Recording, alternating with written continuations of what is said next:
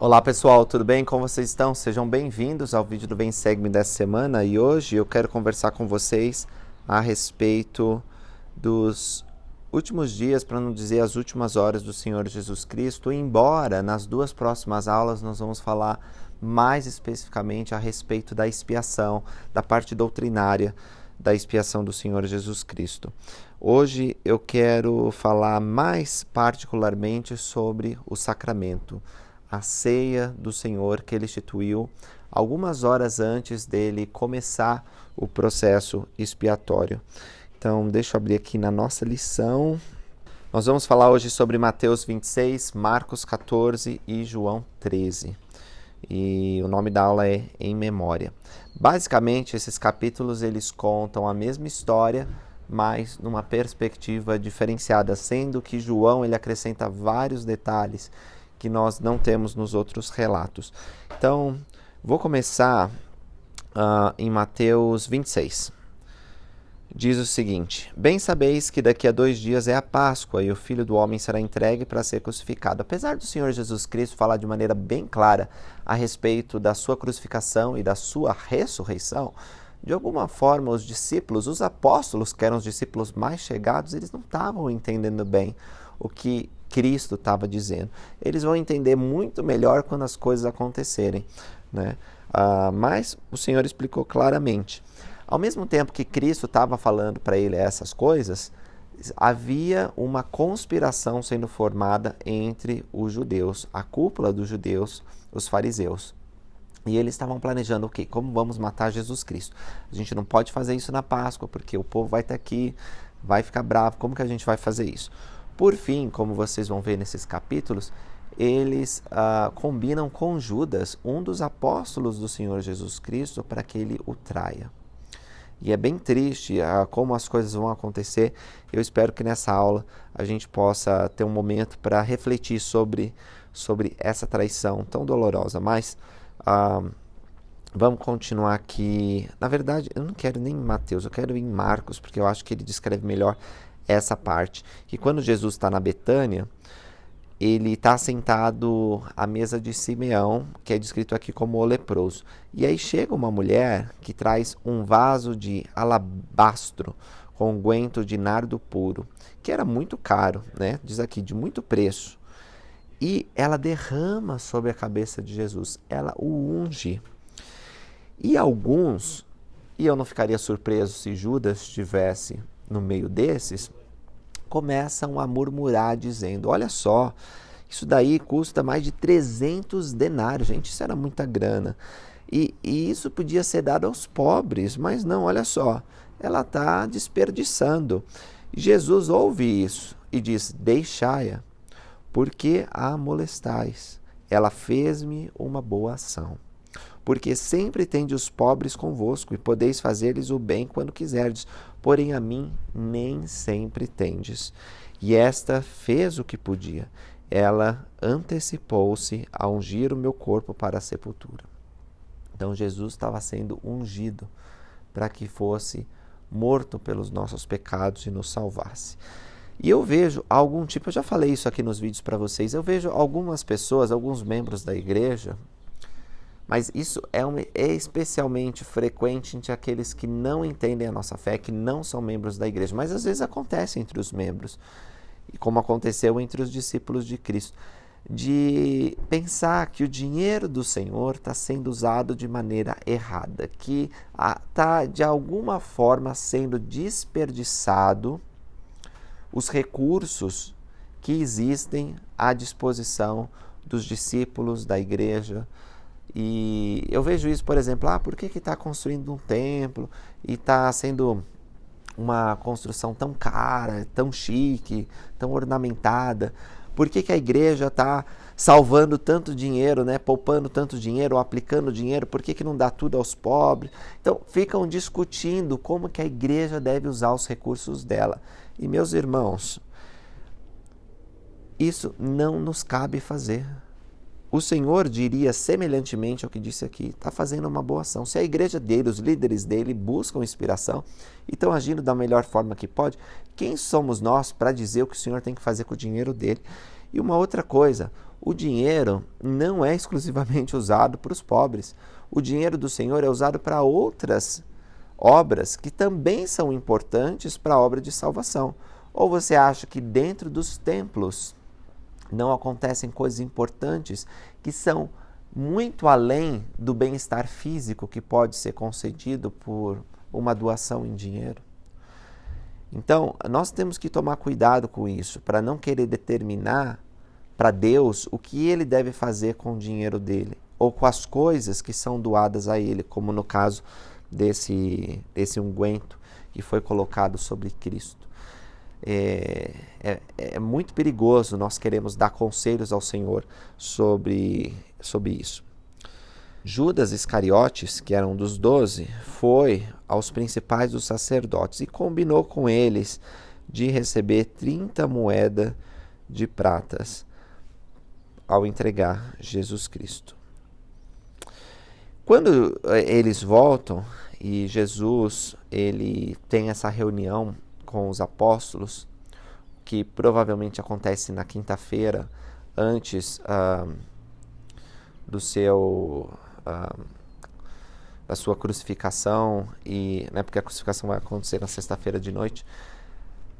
Nessa ocasião, ele dá várias instruções. Vocês vão ver aqui, por exemplo, Cristo lavando o pé dos apóstolos, nós vamos estudar, falando sobre o novo mandamento, que é amar um ao outro como Cristo os amou.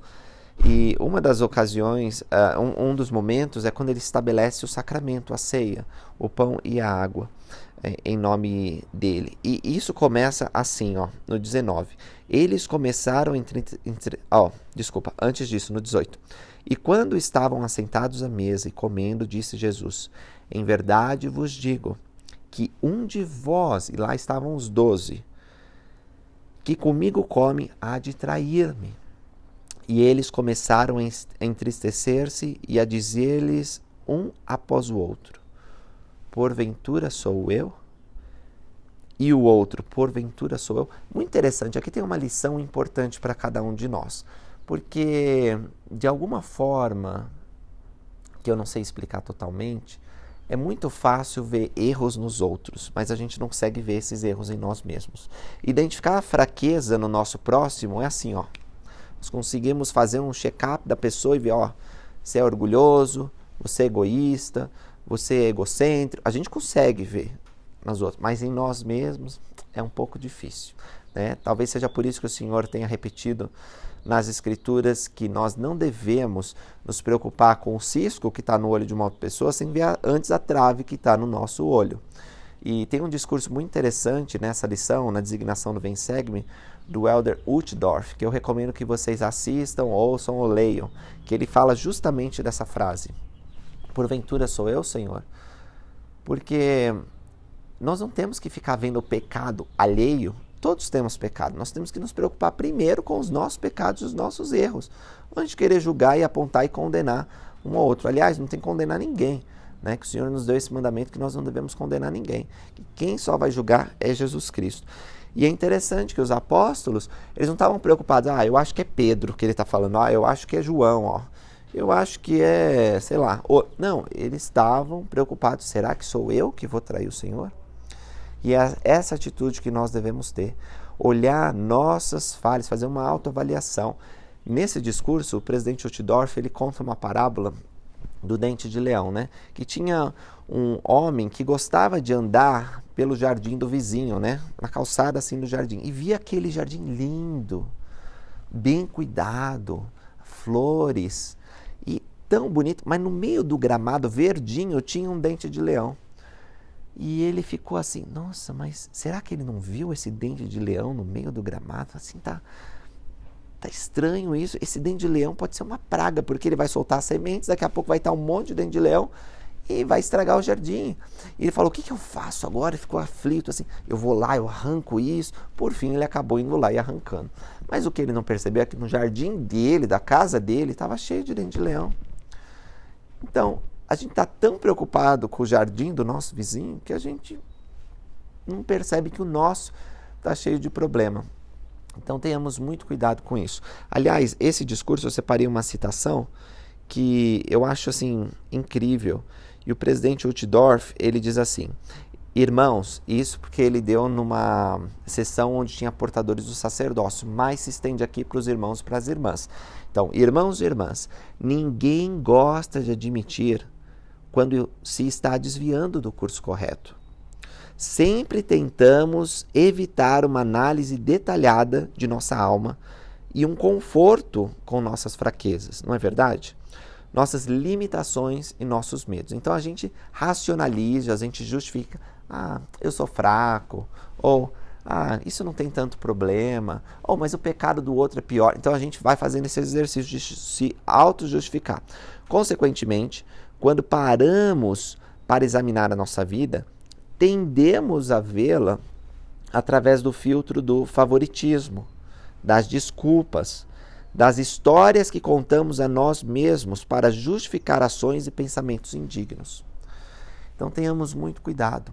E como essa aula centra no sacramento, no momento que nós temos para adorar a Deus semanalmente, tomando o corpo e o sangue de Jesus Cristo e rogando para que o nome dele seja colocado sobre nós, é um momento maravilhoso para avaliarmos a nossa vida, para pensarmos sobre nossas fraquezas e falhas e rogarmos a Deus para que nos mostre quais coisas nós precisamos melhorar na nossa vida para agradá-lo.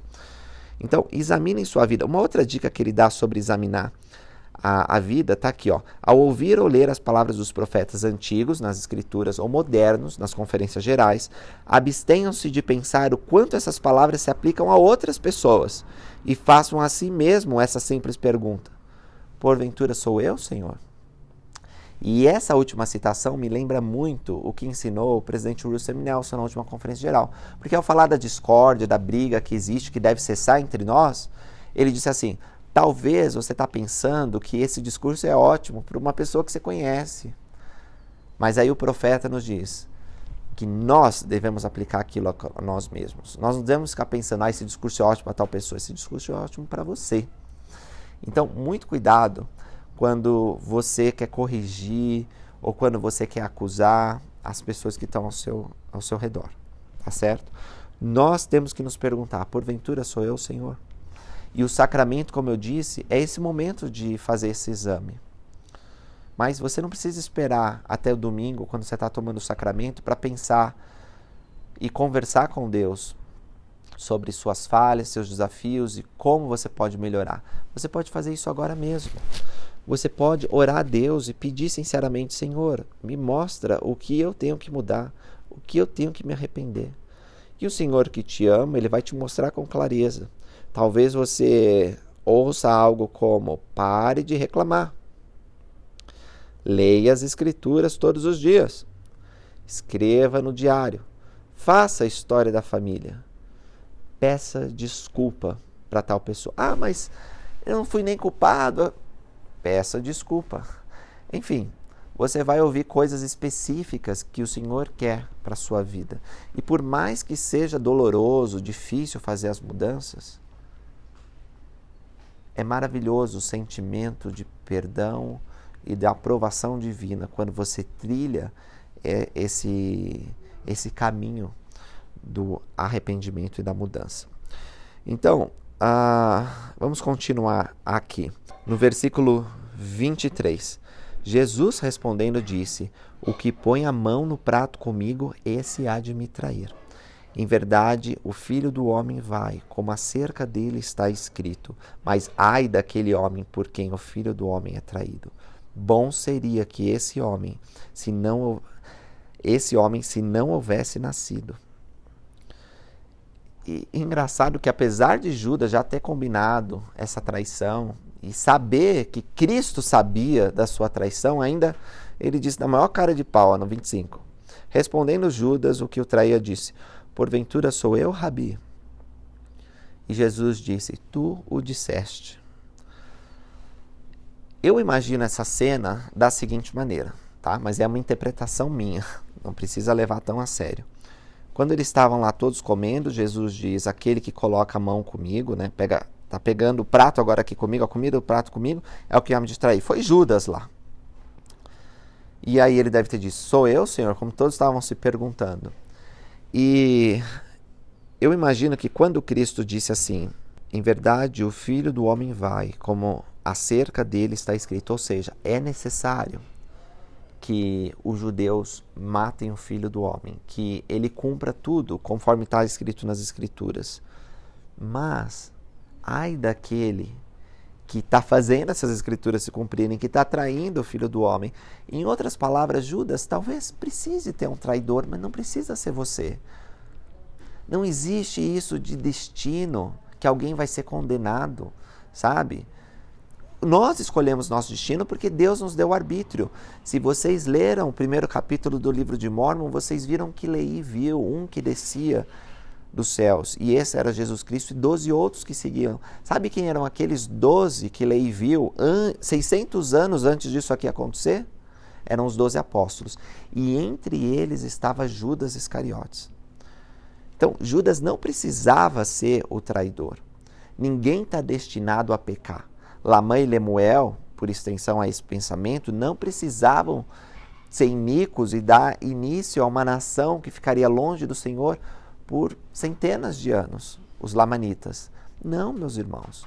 A vontade do Senhor é que todos nós possamos exercer obras de retidão e escolher o caminho certo. Então, me parece, naquele momento, que Cristo, numa última tentativa, diz assim, Judas, eu sei que você vai me trair. Mas não precisa ser assim. Não precisa ser assim. Não faça isso. Pois é, mas não adiantou, né? Porque Judas, ele saiu de lá e foi trair Jesus. Os outros discípulos, os outros apóstolos, não entenderam muito bem aquilo, porque pensaram, como ele é responsável pelas finanças do grupo, talvez Jesus deu uma missão específica para ele, ele foi comprar alguma coisa, dar dinheiro para o pobre, não sei, mas saiu. Né? Mas Jesus sabia. E mesmo essa advertência de Jesus não mudou a intenção do traidor. O que acontece em Mateus 26, a partir do 26, é a instituição dessa ordenança sagrada. E quando comiam, Jesus tomou o pão e abençoou, e partiu e deu aos seus discípulos, e disse, tomai e comei, isso é meu corpo. Tomando o cálice e dando graças, deu a eles, dizendo, bebei dele todos, porque isso é o meu sangue, o sangue do Novo Testamento, que é derramado por muitos para a remissão de meus pecados. E digo-vos que, desde agora, não bebereis deste fruto da vide, até aquele dia em que eu beba novo convosco no reino de meu Pai. Muitas coisas dá para aprender daqui. Primeiro, Cristo instituiu algo sagrado. Eles já estavam tendo uma janta, mas ele separou a refeição dessa que seria uma ordenança sagrada. O pão não era um simples pão para saciar a fome. O vinho não era um simples vinho para saciar a sede. Ali representava o corpo de Jesus Cristo, que logo seria batido, ferido, transpassado, e o sangue que ele derramaria por nós, para vencer a morte física e espiritual. Então, corpo e sangue estavam sendo representados naquele momento. E ele orou, instituindo uma ordenança. Agora, aqueles apóstolos com Jesus Cristo, eles não teriam o privilégio de estar com o Salvador no sacramento mais uma vez, a não ser quando ele retornasse uma segunda vez à Terra. E nós sabemos, em Doutrina e Convênios, nós aprendemos que Jesus Cristo vai fazer essa grande reunião sacramental em ocasião de sua segunda vinda. Mas naquele momento, era o primeiro e último. E os apóstolos, embora não entendessem tudo, eles entenderam o suficiente, porque depois que Cristo subiu aos céus, eles continuaram essa prática sagrada que havia sido estabelecida. E hoje a igreja também realiza o sacramento. Todo domingo nós vamos na igreja para renovar os convênios que fazemos através do sacramento. O sacramento é a ordenança, onde o pão e o sangue de Cristo, simbolicamente, são distribuídos para nós. Eu lembro que quando me tornei um sacerdote da igreja, aos 16 anos, o bispo me entrevistou e disse, agora, Lucas, você vai ter a oportunidade de realizar a ordenança do sacramento. da mesma forma que Jesus Cristo realizou no meridiano dos tempos. Antes, como diácono ou mestre, você podia distribuir o pão e a água ou podia prepará-los, participando da ordenança, mas agora você vai realizar essa ordenança, vai ter o privilégio de se ajoelhar e de orar em favor da congregação, para que aquele pão e a água sejam abençoados. E o poder de Deus pode fazer com que elas renovem os convênios que fizeram. E elas vão poder tomar sobre si o nome de Cristo e lembrar sempre dele. Sobre esse ponto específico, eu lembro uma escritura que está em Mosias, onde o rei profeta, ele diz o seguinte: agora, por causa do convênio que fizeste, sereis chamados progenie de Cristo, filhos e filhas dele, porque eis que nesse dia ele vos gerou espiritualmente, pois dizeis que vosso coração se transformou pela fé em seu nome. Portanto, nasceste dele, e vos tornaste seus filhos e suas filhas. E sob esse nome vós sois libertados, e não há qualquer outro nome por meio do qual podeis ser libertados. Não há qualquer outro nome, meus irmãos e irmãs, pelo qual seja concedida a salvação. Quisera, portanto, que tomasseis sobre vós o nome de Cristo, todos vós que haveis feito convênio com Deus de ser desobedientes até o fim da vossa vida. Então, o sacramento é essa ordenança, onde nós tomamos sobre nós o nome de Cristo. Uma vez, já contei isso para vocês, mas repito, encontrei uma boa amiga no ponto de ônibus e eu disse: por que você não está indo mais na igreja? Estamos sentindo sua falta. E ela disse: não se preocupa, Lucas, eu guardo todos os mandamentos, eu estou fazendo as coisas certas, eu só não estou indo na igreja, tirando umas férias da igreja. Eu disse para ela: você está guardando todos os mandamentos? Com relação ao sacramento? Ela ficou pensativa, eu percebi que ela ficou pensativa. E nós nos despedimos. No domingo seguinte, felizmente, ela estava lá. Não estou dizendo que esse tipo de abordagem vai funcionar com todo mundo, mas para ela especificamente, ajudou ela a ponderar que nós não cumprimos todos os mandamentos, a menos que estejamos tomando o sacramento dignamente. Nós precisamos nos esforçar para tomar o sacramento, porque senão nós não nascemos de novo. Nós não tomamos sobre nós o nome de Jesus Cristo. Nós fizemos convênios com Deus, nós obedecemos seus mandamentos, perfeito. Mas isso não é suficiente, nós precisamos constantemente tomar sobre nós e renovar esse compromisso, porque nós somos falhos e nós temos esse privilégio de ir na igreja todos os domingos e de examinar a nossa vida. Porventura sou eu, Senhor? E então receber o Espírito para a remissão dos nossos pecados. Se nós formos assim obedientes até o fim da nossa vida, o Senhor promete que nos encontraremos à mão direita de Deus e seremos chamados pelo seu nome. Vocês vão ver que depois que Jesus estabelece o sacramento, eles cantam o hino e saem para o Monte das Oliveiras. Os hinos, eles são importantes. Antes da grande missão expiatória do Senhor Jesus Cristo, ele cantou um hino com seus discípulos. Deve ser por esse motivo que nós cantamos o hino também antes do sacramento, porque nos ajuda a pensar nas coisas da eternidade e estar preparado para esse momento sagrado.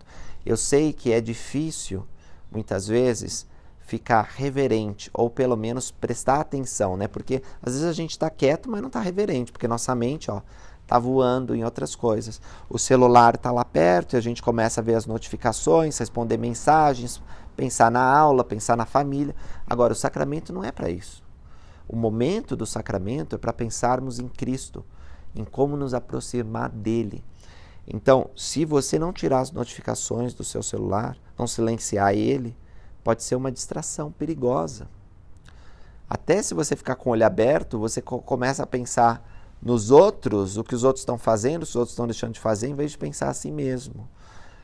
Então, tenhamos cuidado com relação a isso. Não podemos julgar uns aos outros, mas podemos julgar a nós mesmos no que tange a nossa obediência. Será que estamos nos esforçando para, no momento da distribuição do pão e água em lembrança de Jesus Cristo, nos concentrarmos nele?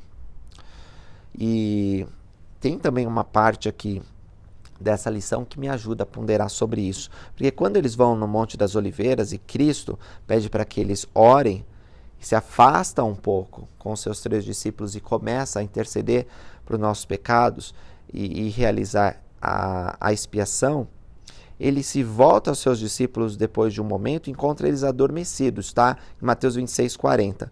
E ele diz a Pedro: então, nem uma hora pudeste velar comigo?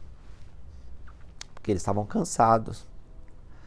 E é compreensível que o cansaço leva você a dormir.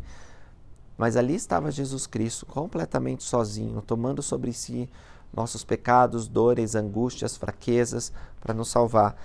E os seus discípulos amados, que ele queria um pouco de suporte naquele momento que era o mais difícil, estavam dormindo.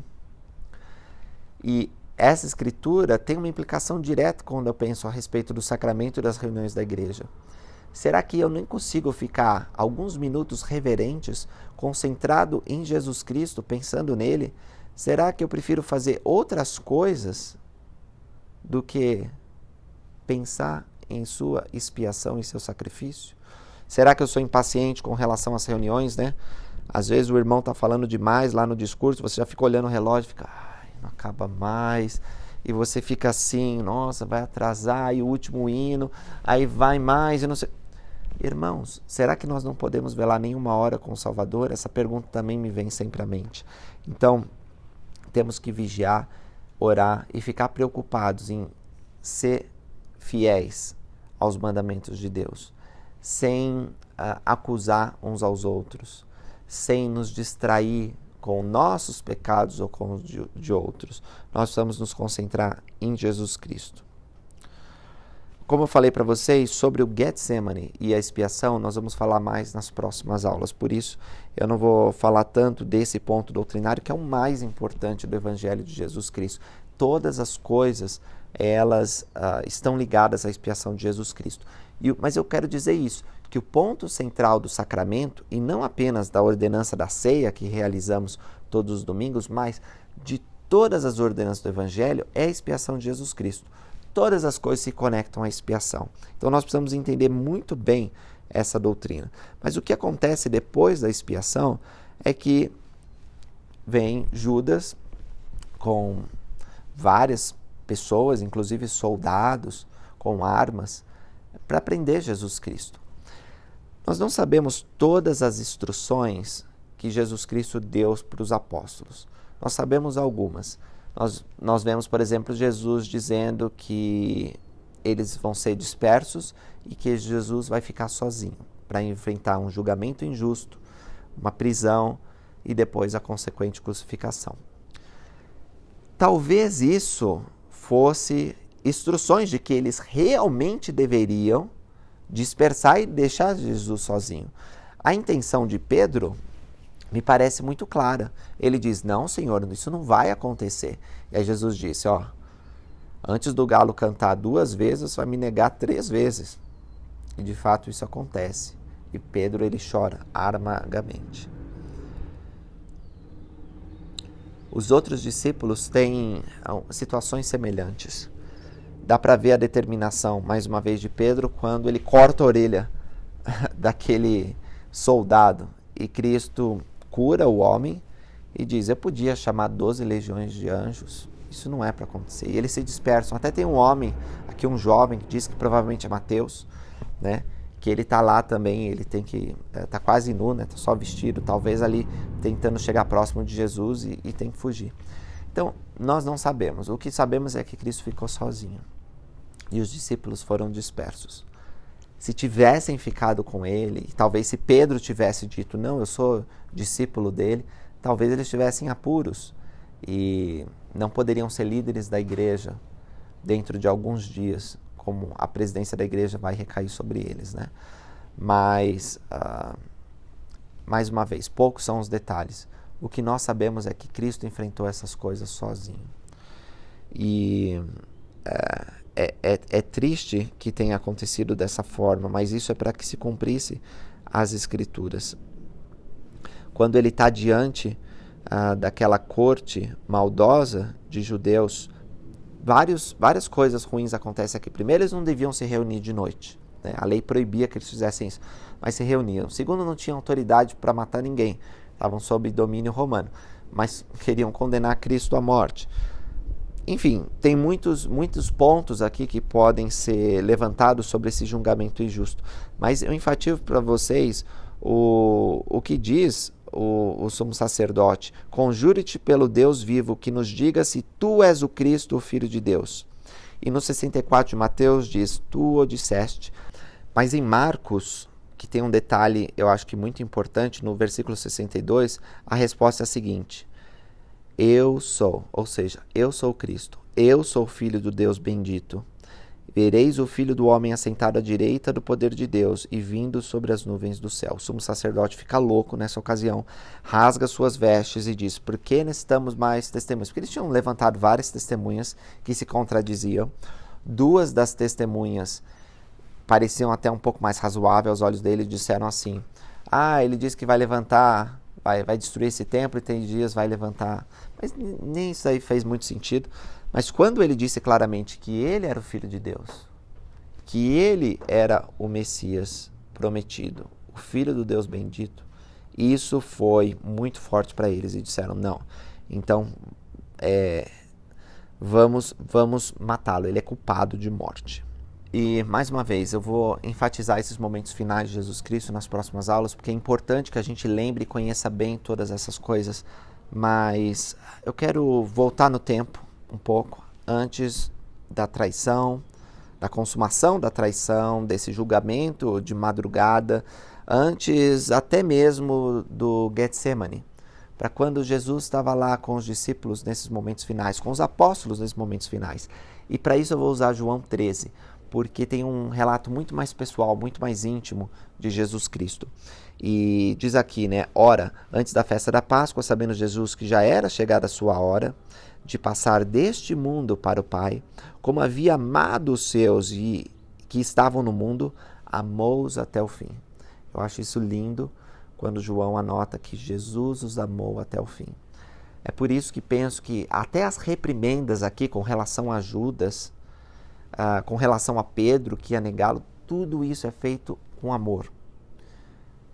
Nada com ira, com ódio, com raiva, com desprezo, jogando na cara assim: você não fez o suficiente. Não, ele fala tudo com muito amor, amor até o fim. Acho que João coloca no contexto correto as palavras de Cristo.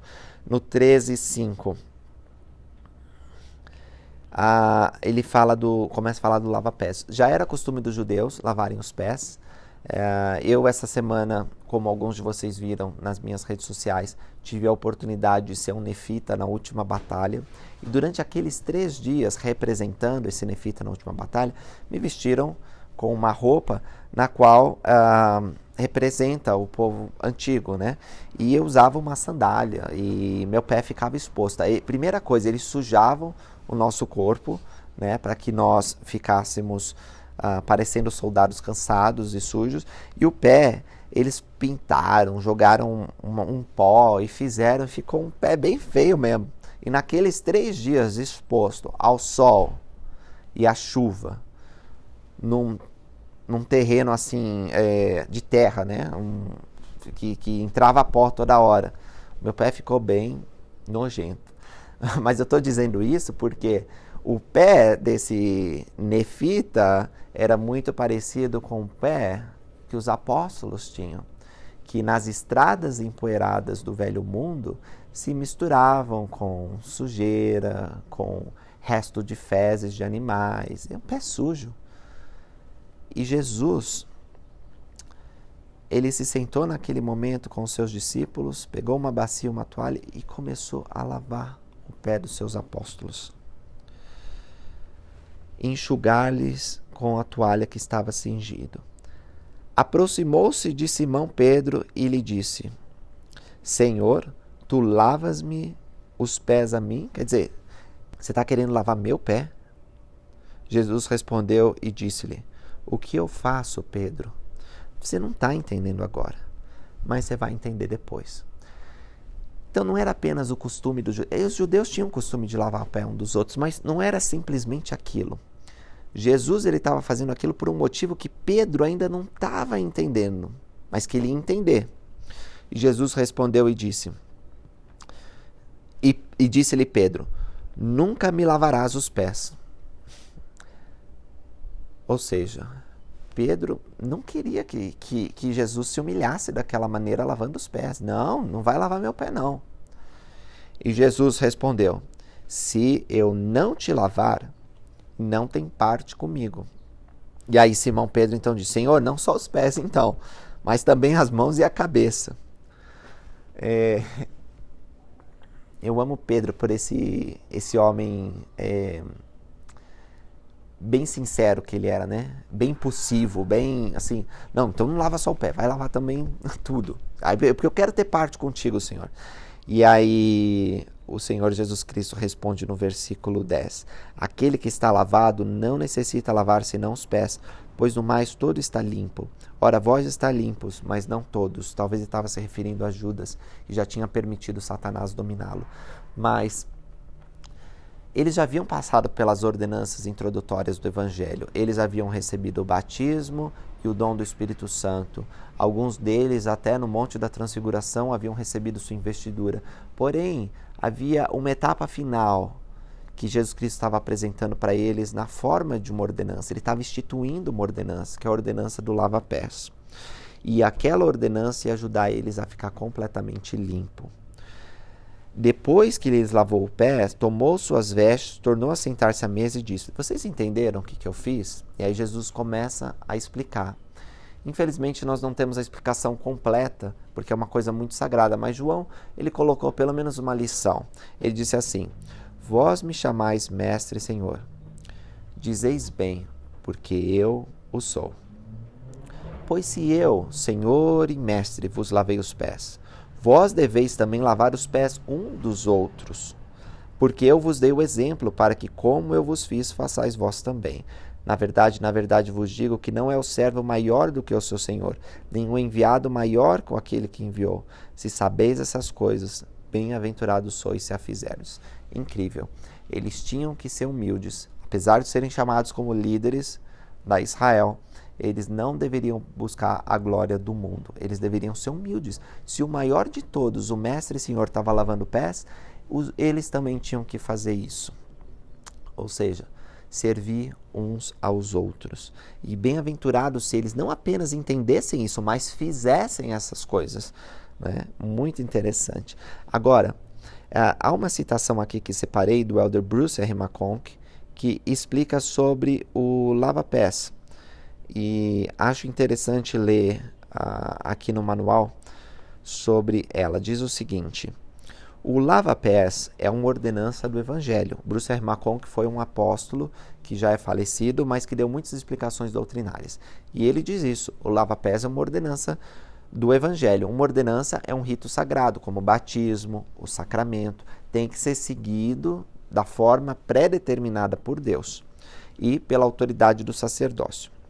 Ele continua, é um rito santo e sagrado realizado pelos santos no refúgio de seus santuários no templo. Então, o lava-pés é uma ordenança que está presente na igreja hoje. Lucas nunca ouviu falar disso, pois está ouvindo agora. Dentro do templo, como o elder Bruce R. McConkie ensinou, é realizada a ordenança de lava-pés. Mas Lucas, eu já passei pelo templo e nunca recebi a ordenança de lava-pés.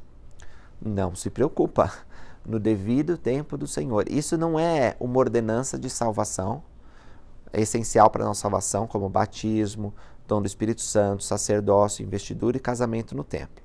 A gente tem outras ordenanças, não tem? Como dar bênção para crianças, bênção de saúde, e existe essa outra ordenança que é o lava-pés. Se você não recebeu o lava-pés, continua perseverando, porque dia virá em que os discípulos do Senhor Jesus Cristo, que são seus apóstolos, assim como foram instruídos no passado a realizar essa ordenança para os outros, poderão realizar essa ordenança por você. Então ela é sempre realizada por um de seus apóstolos. O elder Bruce R. McConkie continua, não é realizada diante do mundo ou de pessoas do mundo. Por isso que Jesus Cristo estava em um lugar privado com seus apóstolos. Não foi realizado para todo mundo ver. Em seus dias e em sua dispensação, Jesus a instituiu no cenáculo por ocasião da última ceia. Nosso Senhor fez duas coisas ao realizar essa ordenança. Primeiro, ele cumpriu a antiga lei dada a Moisés.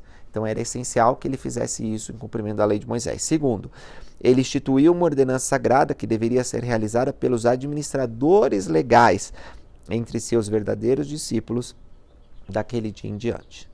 Como parte da restauração, continua explicando o Elder McConk, de todas as coisas, a ordenança do lava-pés foi restaurada na dispensação da plenitude dos tempos. O conhecimento relativo ao lava-pés foi revelado passo a passo nestes dias, até que um pleno conhecimento fosse agora incorporado às ordenanças reveladas na casa do Senhor. Então, quando a gente estudou Doutrina e Convênios, eu falei sobre isso. Existe, eu acho que é Doutrina e Convênios 88, deixa eu conferir, mas tem outras sessões também que falam sobre isso, da ordenança do lava-pés. Então, na escola dos profetas, eles faziam isso. O profeta Joseph Smith administrou o lava-pés. Mas eles não entendiam bem. Assim como outras ordenanças do Evangelho, linha sobre linha, preceito sobre preceito, foi sendo revelado. E hoje, a ordenança do lava-pés, ela é realizada dentro do templo, pelos apóstolos do Senhor Jesus Cristo, para pessoas determinadas, que, tendo sido provado valentes e fiéis, recebem uma palavra segura de profecia. Agora, são coisas sagradas que não acontecem diante do mundo e que nós nem ficamos falando. Existem graus de conhecimento e o primeiro deles, talvez o mais importante para nós agora, sejamos humildes, sejamos gratos e sirvamos ao nosso próximo como o Senhor nos serviu.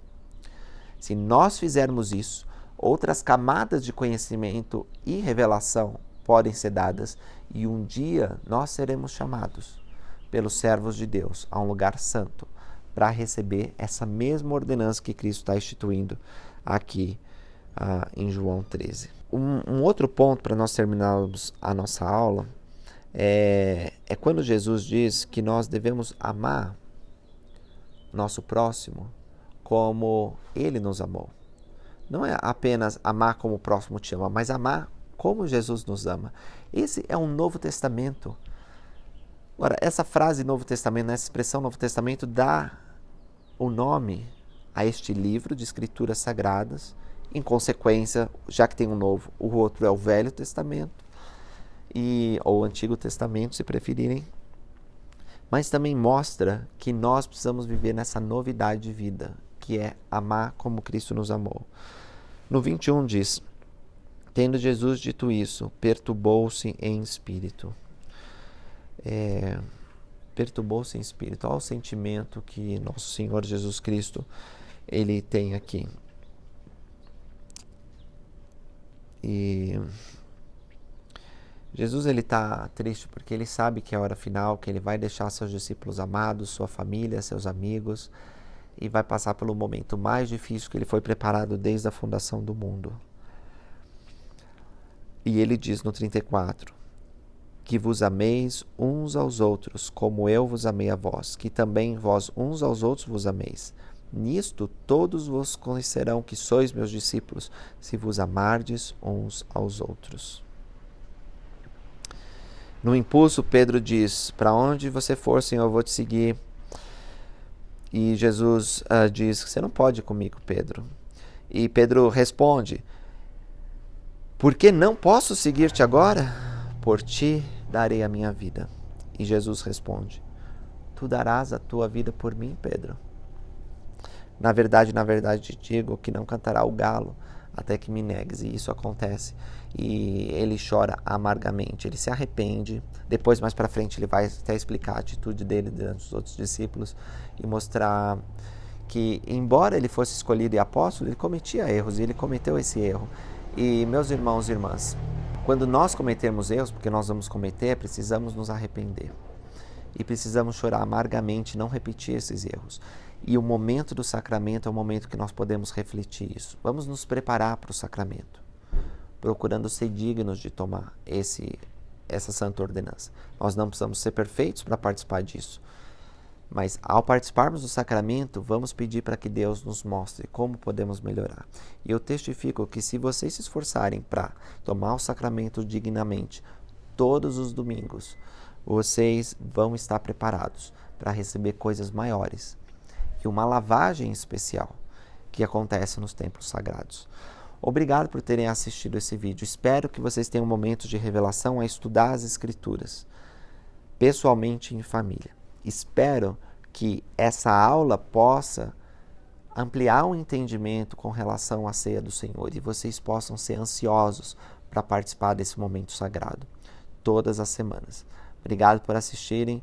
Curta esse vídeo, compartilha com os amigos e guardo vocês no próximo vídeo. Até mais!